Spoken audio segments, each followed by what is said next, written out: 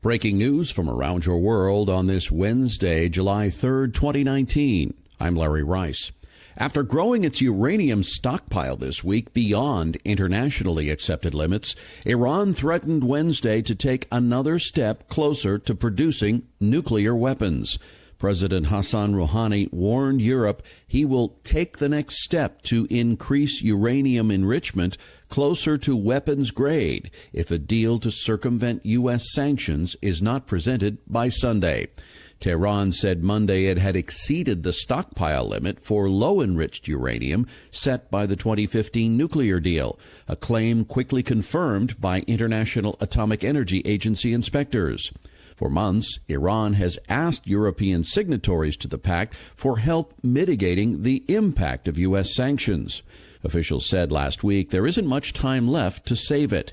If nothing is done to save the existing agreement or broker a new accord, Rouhani said his government will push its uranium stockpile to any amount we want.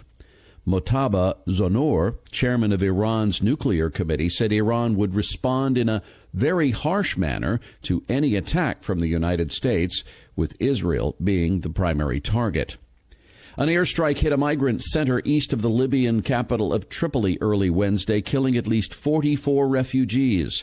More than 80 others were injured, according to the Health Ministry's Emergency Service Field Medicine and Support Center. Images from the scene showed buildings reduced to rubble.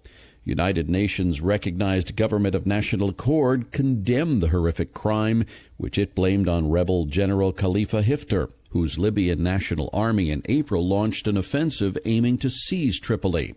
According to local media, Haftar's forces were targeting a government-aligned militia near the detention center with airstrikes.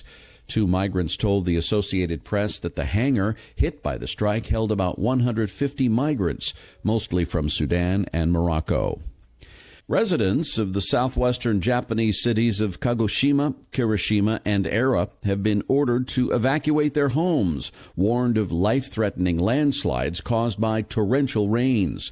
Wednesday's order affects some 790,000 people in 370,000 households across southwestern Japan. Kagoshima issued the evacuation order to its roughly 607,000 citizens, as heavy rain is expected to persist until Thursday morning. The city said there is an imminent danger of landslide disasters and river floods, which are potentially life-threatening. For those living in dangerous areas, such as near a cliff or river, please evacuate at once. The order informs residents to seek shelter prepared by their local government. Kyushu Island, where the affected cities are located, received nearly 3 feet of rainfall since last week, and meteorologists forecast additional rainfall at a rate of 3 inches per hour until Thursday. Last July, some 20 people on Kyushu Island died due to flooding and landslides, which were caused by torrential rainfall. A 7-member military jury panel Tuesday acquitted Navy SEAL Chief Edward Gallagher on charges of murder, witness intimidation, and assault. The charges stemmed from a 2017 deployment in Iraq during which fellow SEALs said Gallagher stabbed a captive teenage ISIS fighter in the neck. The ISIS fighter, whom Gallagher was treating for airstrike injuries, later died. 3 SEALs also said they saw Gallagher shoot 2 civilians. The jurors found Gallagher guilty of 1 count related to pictures he took next to the corpse of an Iraqi fighter. Russian commentators have challenged officials for not releasing full details about an accident on board a military submarine that killed 14 sailors. The ministry said on Tuesday the sailors were killed in a fire on what it described as a deep-water research submarine surveying the seabed near the Arctic. The type of vessel was not specified, and there were few details of the circumstances beyond the fact that it had been in Russian territorial waters and that the fire had been extinguished. Some Russian media accused officials of starving the public of details and drew parallels with the dearth of official information during the meltdown of a Soviet nuclear reactor in Chernobyl in 1986. Norway's authorities said Tuesday they had not detected any abnormal radiation. Kremlin spokesman Dmitry Peskov told reporters that details of the submarine were classified, but that information had been provided in good time. That vessel, nicknamed the Losharik, was launched in 2003 and is one of the most secret submarines in the Russian fleet. The European Parliament overwhelmingly elected Italian David Maria Sassoli Wednesday as its new president, with 345 votes in the second round of balloting. Sassoli, a former television journalist in Italy, thanked lawmakers for the vote of confidence. He is a member of the Progressive Alliance of Socialists and Democrats. His election followed a marathon of meetings Monday and Tuesday. Sassoli said he plans to be a unifying leader. Sassoli's term will last 2.5 years. The European Parliament will also elect 14 vice presidents and other positions this week. The European Union also nominated German Defense Minister Ursula von der Leyen Tuesday as the first female Commission leader.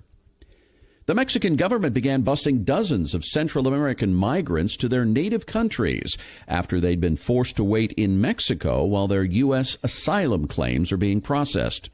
The National Migration Institute said in a statement that 69 migrants from Honduras, Guatemala, and El Salvador were bused from Ciudad Juarez Tuesday morning as the first group to participate in the Mexican government's temporary program of voluntary return.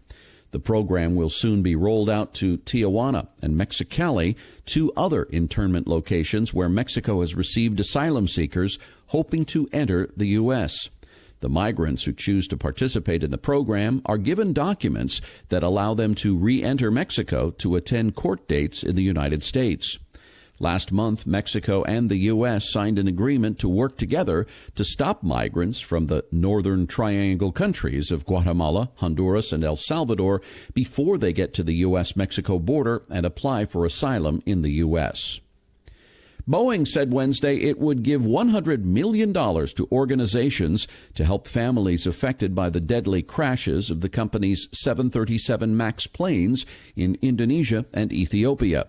The multi-year payout is independent of lawsuits filed in the wake of the crashes, which together killed 346 people.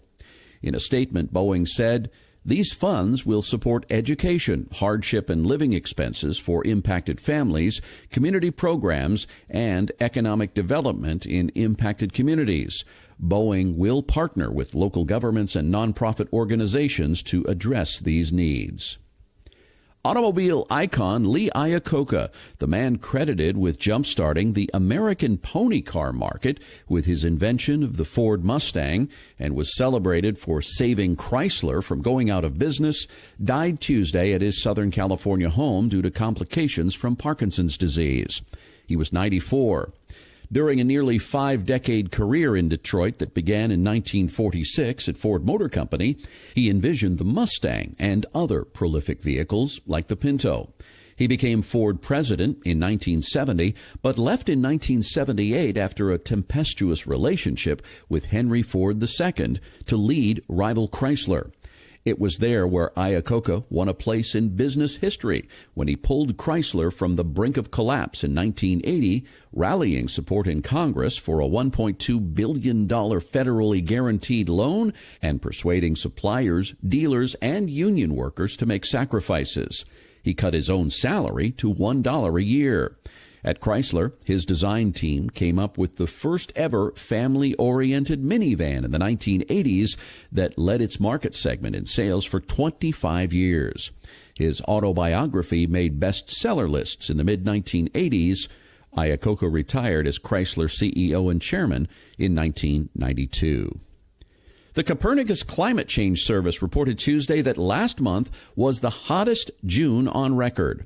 Average global temperatures were about 0.18 degrees Fahrenheit higher than the previous record hot month. Europe had its hottest June ever as well. Average continental temperatures were about 2 degrees Fahrenheit higher than in June 1999, the previous record holder. The news came a week after Europe was gripped in a brief heat wave, which was brutal but not as bad as the one that hit the continent in 2018. According to Copernicus Climate Change Service, such extreme weather events are expected to become more common as the planet continues to warm under increasing greenhouse gas concentrations. This podcast is going on hiatus for the Independence Day holiday in the U.S. The podcast will return on Monday, July 8th. I hope you'll consider making a monthly donation by becoming a patron through the Podbean app. A pledge of $1 or $2 per month would help to keep this podcast going. I'm Larry Rice. Thanks for listening, and I hope you have a wonderful weekend.